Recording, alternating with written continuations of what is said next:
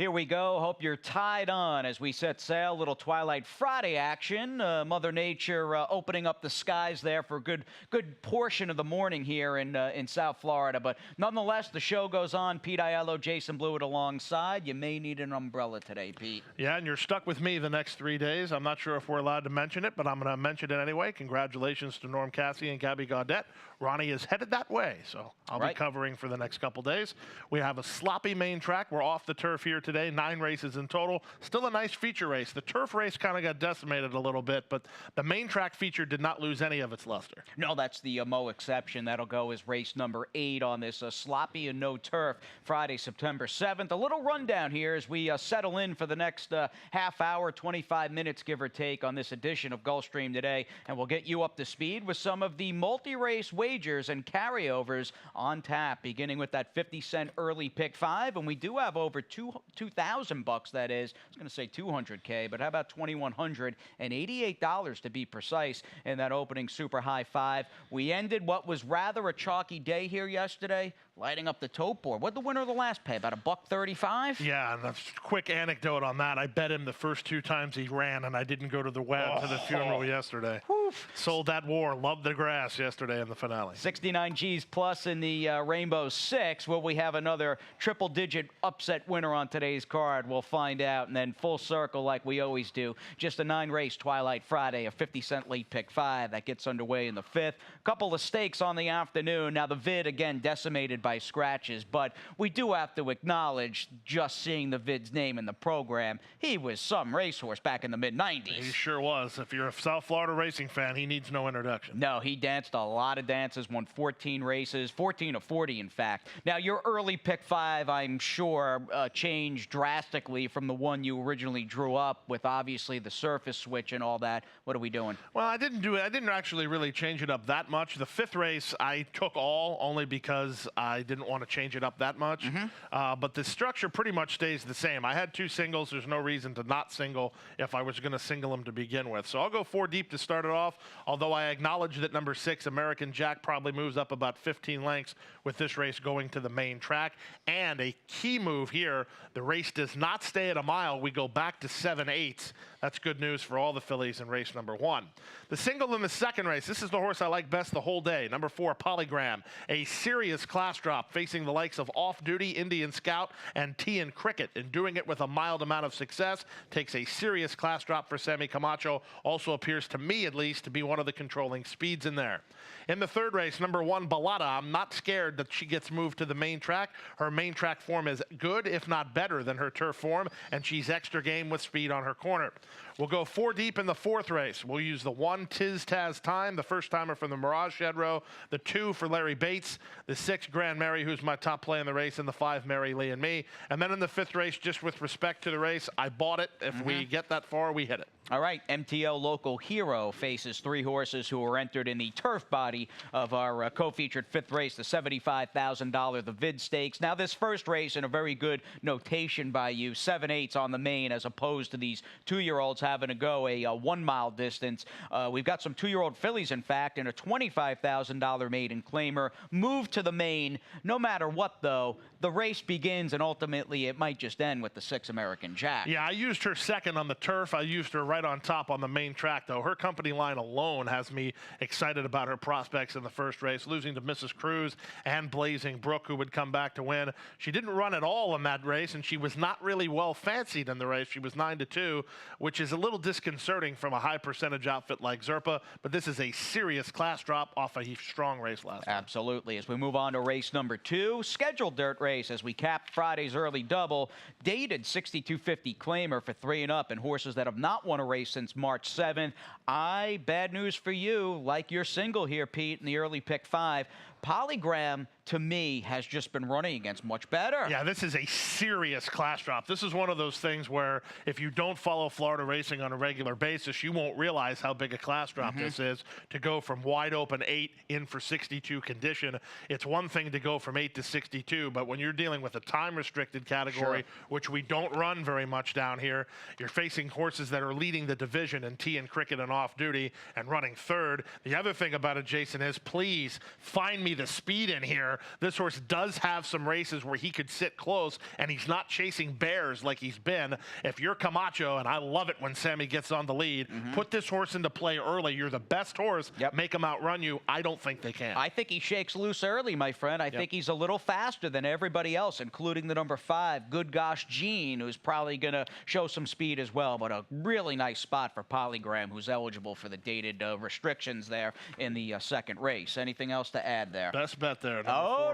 the Pete Aiello BB on this sloppy Twilight Friday. To the main we go for race number 3 off the turf, of course, as we go a mile, one-turn mile at that with these 3-and-up filly and mare claimers. We do have an MTO in the mix, and she's going to take a lot of play, and she's certainly among the top 2 or 3 contenders, the number 10, Amaluna. I can't really fault, though. I didn't pick Bellata on top, but her dirt races are actually pretty good. Oh, they're very good. She lost to Coquiva Koa 2 starts ago, and that was at a distance I don't think she's best at 6 furlongs. Last time we saw her over the main track going long, she was an easy winner at Tampa against an okay field. Now, Jason, go back and look at her race before that on the main track. She was game in victory and beat Bella Vincenza in the process, who's going to be one of the likely favorites behind Stormy and Brace in the feature race tomorrow. So, and Bellata is one of those mares. She has really got a lot of my respect. She loves to fight, this mare. Hooker, and she doesn't care. She wants to fight, pin her ears, and she fought off about 3 challenges last time out before the Pletcher horse Treasure for Gold just overhauled her. Who's pretty good, that Treasure for Gold. She's okay. She was not beaten by a slouch. Scatnap, you've got Bellata on the rail, Amaluna, the MTO on the outside, and then sort of in the middle is the number 4 Scatnap, who completes sort of the main trifecta, if you will. I give her credit for her versatility. There's not many horses, even if she's more of a mid-level type claimer, there's not many horses that can go back and forth and switch hit the way she does on turf and dirt. Yeah, that's definitely true, and I would be very shocked if this race early on was not won in front by about 3 parts of a length and the 4 on her hip second. They just appear to me tactically to have huge advantages over the rest of the field, and I also think they're the 2 fastest horses in here. Little Gaffleone back with us here in South Florida. It was last weekend. It was Kentucky Downs and Del Mar, and then Gulfstream, and then Indiana Grand. Kentucky Downs yesterday. And then back here today. Pretty unbelievable, right? Yeah, he was leading the Jockey 7 wager for a while yesterday. Oh, was he, Yeah, he was. He had 34 points after about 6 races. Any luck for you at Kentucky Downs so far? Well, I love that Jockey 7 wager. I wish we would do that here. That's great stuff. Well, who knows? Maybe that's on the table. We do know what is definitely on the table. We'll speak in absolutes. That's more Gulfstream today coming your way on the other side of this quick timeout.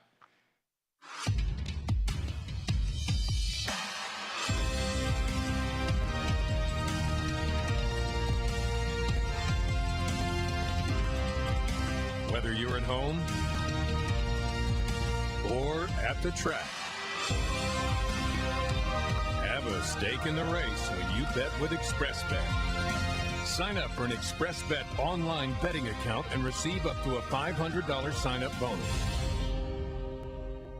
All right, Mr. Pete and Jason back with you on this Friday edition of Gulfstream today. Rainbow 6 times, 70,000 give or take in the carryover pool. Were you a little surprised at how chalky yesterday's card was? Because this Rainbow 6 was absolutely dominated by one favorite after another. Yeah, I was, because I went for the beat the favorite angle about 3 times yesterday and said, all right, fine, enough. And then, of course, when I don't play, then sold that War Pays $130. And I think the last time that horse had run, of course, not including yesterday, paying about $135, $140 to win. You picked that horse on this show. I sure did. Yeah. I sure did. I've used him in both races. You knew the ability was there. He just needed the grass to show it. Oh, tough game, my friend. Well, no grass for us on this Twilight Friday, but we do have plenty of green to be had, and let's chase this little Rainbow 6 carryover on a near $15 play that sees me, again, with the surface switch in the vid, losing the number 2 Conquest Sandman. I am going to go it alone with the main track only in the race for David Fox and Tyler, the number 8 local hero, who's just a dirt horse and going to be a big favorite there. I've got some coverage in the subsequent legs, including a pretty nice matchup that, Pete, you had noted at the top of this broadcast. The Mo Exception is our co-featured 8th race, a scheduled dirt race, and that's a pretty good crew of dirt horses, some hard hitters there. Yeah, sure is. DeLand is a horse that's really come to hand since coming over from Puerto Rico. I think you could actually see his best stuff here today. Conquest Conquest Big E needs no introduction. He beat a Kentucky Derby winner earlier this year. I know, pretty unbelievable when he just trounced. I mean, really eviscerated Always Dreaming back in the Hardacre Mile, and he gets Conquest Big E. I included him on this Rainbow Six ticket because he gets his track. He really likes it wet. He sure does, and he likes this main track also. So when you get the track you want and the condition you want on that track, that's a big move up. Now, there is far more guesswork to be had and maybe some wide open-ended opinions, if you will, in this opening leg of the Rainbow Six, because we are dealing with a very lightly raced crew of 2-year-old filly, 16K maiden claimers. I prefer the inside horses, and with the exception of the 6 Grand Mary, who I may have been a little tough on in my superfecta, I'm going to go with horses that we have not yet seen. And for me, in the end, as I was doing the work on this race, Pete, I said, you know what? I'm just going to really latch my wagon to the Larry Bates bandwagon here in the convoy, because he's just been doing a great job, and he'll be sending out a filly by Red Rocks by the name of Feature Creature. And just here's a little stat. It's good to see some of these more mom and pop, smaller outfits in terms of numbers, if you will, winning races at a good clip here at Gulfstream Park. And proof's in the numbers, my friend, that over 25% the last 30 days. And the interesting thing, 50% of the money, I would venture to say that some of those horses contributed to the winning percentage later. They ran well and they took a step forward to break their maiden. No, when things start to click, I don't care what your skin in the game is, things tend to stay that way, and you got to strike when the iron's hot, and I'm hoping Larry's doing that today with Feature Creature. Your horse, though, again, the 6 Grand Mary, didn't run all that fast first time out, but does have that early speed. And I think she'll be better for the experience. She probably wasn't fully cranked, and she did contend in the pace in that particular race. She was very wide on the course. I say it time in and time out. You will not win races being wide on the fore turn here. I know it's a 1.125 oval, but to me, it plays almost like a bull ring in that sense. You can't give up ground around the fore turn, especially in the summertime, because frankly speaking, there's just not a huge delineation sometimes between the contenders and the pretenders. Yeah, and as a result, I mean, this place has been the antithesis. Yesterday notwithstanding, this place has been basically the opposite of a chalk palace. Yeah.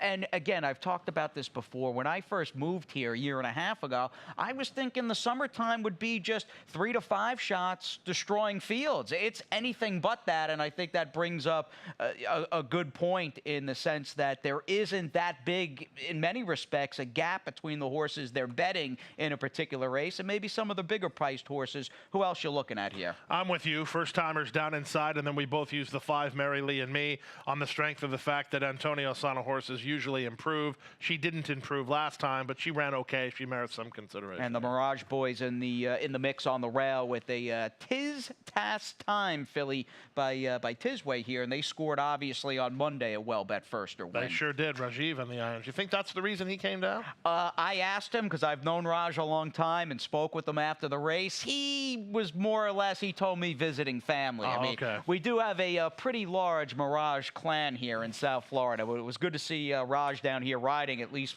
even for the course of an hour or so. I think he had back-to-back mounts, right? Yep. All right, now the 5th race is our co-featured stake on the afternoon. It's the $75,000 the vid. Little bummed, and you can't obviously control the weather. It's kind of a bummer to see this race, and again, it poured and rained pretty hard here all morning long. The vid was such a good turf horse, but we'll run his namesake today on the dirt. And as we start the late pick 5, are you buying this race as well? No, I didn't do that in this particular race because I frankly don't think you really need to, but at the same time, for me, I did all that hard work on the early pick 5. If I got to the first 4 legs, I didn't want to be cute and try to toss 2 horses in a 4-horse race. Sure. Now, conversely, I need to pare it down here because this is not as easy a sequence as maybe the early pick 5 is. I'll go 7, 8. They're the only 2 horses who have ever won races on the main track. Tough race is race number 6 on the program. I hate the favorites in this race. I'll defensively use the 6, Optimistic Shot. I think the 2 has a shot at a price, the 6 has a shot at a price, and the 8 has a shot at a price. I hate the 7 and 9 in that race. I hope I'm right. 7th race, I don't think the favorites are any good in there either, but the problem is I don't know who they're going to be. Rocky Momenta is my top pick on turf. I'll keep her on the top on the main track. She ran good 3 starts ago. I'll also use the 7 wishfully, and then, of course, you have to use the main track, only the 9 painted on jeans, but she has been bad lately. Maybe the switch back to the main track will help her. Her only win came in the goo. That's good news if you like her. In the 8th race, I needed to single DeLand. Like you, I would have liked to have added Conquest Big E. You can, and it'll only cost you $48. And then in the final race, I think it's nothing but French Quarter and Mr. Kisses. I'm so high on French Quarter, I almost singled him, and then I thought about the prospect of doing that and having you harass me on live television, so I decided against it. And it's funny, though, because you could have singled him. He is one of my favorite horses in South Florida, and I think it's the fact that he's a dirt horse by Shakespeare. I've talked about this before in Shakespeare. When you consider, dude, Kitten's Joy, Artie Schiller, and Shakespeare in the same crop, pretty unbelievable. I mean, 3 classic domestic turf horses. If French Quarter can still run and still wants to do it, that is the spot for him today. I agree with that. All right. Now, talking about the 5th race, the Vid, won't spend a lot of time here. Again, Local Hero in the right place at the right time. Yeah, Local Hero has 2 wins to his credit. Both of them were on the main track. That's 1 win more than anybody else in here. The 5 and 6 are winless on the main track. The 7 has a win on the main track. Did the 7 and 8 go too fast, too soon? I don't know. All right, we'll see. Race number 6, meanwhile, does kick off. Act number 2 today. 5 down, 4 to go on this September 7th. We got some 3 lifetime fillies and mares ready to rumble here. What are you laughing about? That I hate the 2 favorites in this race, and you used them right on top. Of course, dude. That's where my bread is buttered. I've been anointed the chalk-eating weasel here at Gulfstream, and See, but I don't think that's founded, though. I'm self-aware. I'm joking around, dude. You know? Yeah, but you wake horses up on this show. Anytime I take a stand against some horse you like that's going to be a price, I always lose. So you're not a chalk-eating weasel. You fall for some horses, but not all. Yeah, some horses. And in this case, this will be funny. I mean, my interest has really peaked just with you not liking the favorites, and obviously the Angel Rodriguez claim, the 7 Optimistic Shot, and then the number 9 horse, who's no longer Peter Walder here. That's why I don't like her. I get your reservations there, but in the end, and I went into this race, you know, you figure out who the favorites are going to be. Are they vulnerable? Do they have pitfalls? I started to look at everybody else, even with the established pitfalls of the 7-9. I didn't know where else to go. Well, I didn't necessarily either know where else to go, but we were just literally talking 2 minutes ago about the fact that there's not sometimes a huge delineation between the horses who take money and the horses who don't. This is a prime example of that. The 6, 2, and the 8 on their best stuff can all beat the 7 and 9 on figures and on life. They both have, all 3 of those horses have a shot here. Sure. They're going to take money, the 7 and 9, that is. The 2, 6, and 8 won't. So I'll hope I can get one of them to beat them. Delta Bell has a win 2 starts ago, earning a figure in the process that would be good enough to contend here. Lady Freedom's last race was great, but her races before that were ugly. So you hope she's headed in the right direction. She might like a wet track. Yeah. I'm looking now, Super Saver, Little Indian Charlie on the dam side. Wet track might be off that good race, might be what she needs. And then the 2, Lil Bay Corvette, that's just handicapping 101. She needed her last race, and now I'll give her a pass for that last race, get a better price here today, and hope she can make up some ground. All right, little Chucky riding from post number 2. CeCe Lopez, of course, in race number 6. Let's move on to the 7th, my friend. We're back on the main track, or rather, we're going turf to dirt with this off-the-grass race in the 7th. A 2-lifetime, $10,000 claimer. Once again, a race. These are the right 3. Yeah, it's a race completely altered, needless to say, with the surface switch and losing Cloudy Day in the number 3 Flying Queen. Rocky Momenta in the end won out for me because of that race 3 back and off the turf race. Well, and the thing is that I guess at some point I'm going to be proven wrong, but to me, she's still a speed horse. She does her best work near the lead. There's no speed in here, at least not relative to going 5 furlongs over the main track. And I always, instinctively, when I handicap a race on this racetrack, when it's sloppy like this, to me, it always is going to be a conveyor belt until you prove it to me otherwise, because time after time it is. You can't make up ground. Now watch, the closers will be winning from everywhere. But when I handicap, and because this is being taped before the first race, sure, That's what I look at. All right, who's going to the lead? Rule of thumb, I think any sloppy track, no matter what track you're talking about, you're going to go into it thinking that speed's the way to go, and that takes even more of a further power stance, if you will, because it's Gulfstream Park. And let's be honest, speed is normally the way to go here, especially on the dirt. Now, as far as the pace and early speed in our co-featured 8th race, the $75,000 Mo exception, we have the wet track-loving Conquest Big E. He'll have his work, and he is very enigmatic and very fickle and very unpredictable. I stopped by, I spoke with trainer Donna Green-Hertak this morning at the barn, and he's a very cool horse. Sent out a little video on Twitter, but I said it's got to be frustrating for you to have a horse that's got some ability. You just never know when he's going to show up. And as we show DeLand's last race, July 22nd, Conquest Big E may get to the lead and may get his track. He's got a real rival here. This horse been really good. Yeah, well, and I think the one turn really is going to help the 7 DeLand as a references to the 4 Conquest Big E, because the 7 will not be compromised by being on the far outside if they were going through, a 2-turn mile and a 16th. DeLand has a little bit more natural speed than he had to use last time. His race 2 back shows that. He can lay close. I don't think there's any debate in the world that the 4 is going to be on the lead. The 2 questions to answer is how fast will he have to go to get there, and does, as you already alluded to, does he have his mind on business? If he brings his A game, they're running for second money. Is that a gamble you want to make? Maybe. I don't know. I just think the 7's going to get a good enough trip. I think he's the best anyway. No sense to fix it if it's not broken. Just raging form right now, and this is yet another recent success story for trainer Victor Barboza Jr. Chilean bred on the rail. Not a fan here. Second time out in the States off a slow American debut. The problem is I don't like the post draw and the cutback from 2 turns to 1 turn in the process. I think he has a big chance to do something in this race, but for me, there were some other price horses underneath. I do think this race is strictly 7-4. I don't want an ABC trifecta, at least not on air. All right, High Riverside in the mix for Pete, and we'll see how that horse does for trainer Antonio Sano, who also has the 3 High Kodiak Warriors. So 2 in the race for Sano. Try to get a slice. Yeah, no doubt. No Gunnevere in the mix, but Antonio's got the numbers, and he'll come at you with them, and certainly present there in race number 8. Let's do the nightcap quickly here, my friend. Shakespeare on the dirt. Shakespeare on the dirt. I love the anomaly here, and that is like the real reason. I think when I think about it, that is one of the endearing traits of French Quarter. He's not the horse that he once was. He's had some legit excuses, though, and he's been in some pretty tough spots, and man, he ran a lot better than that race looks on paper last time out.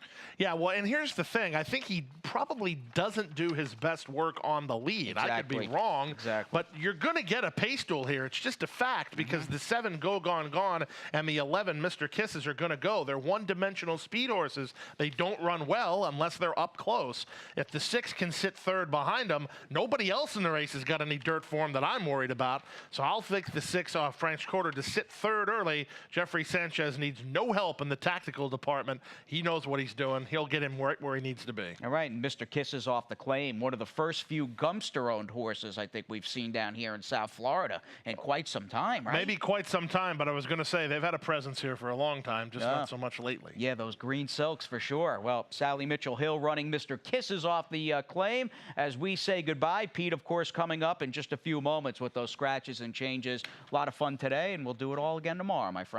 Go Polygram.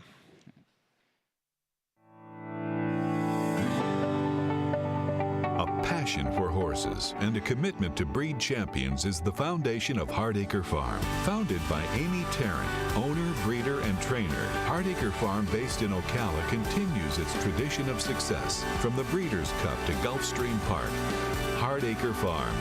From the breeding shed to the racetrack, in pursuit of producing the best.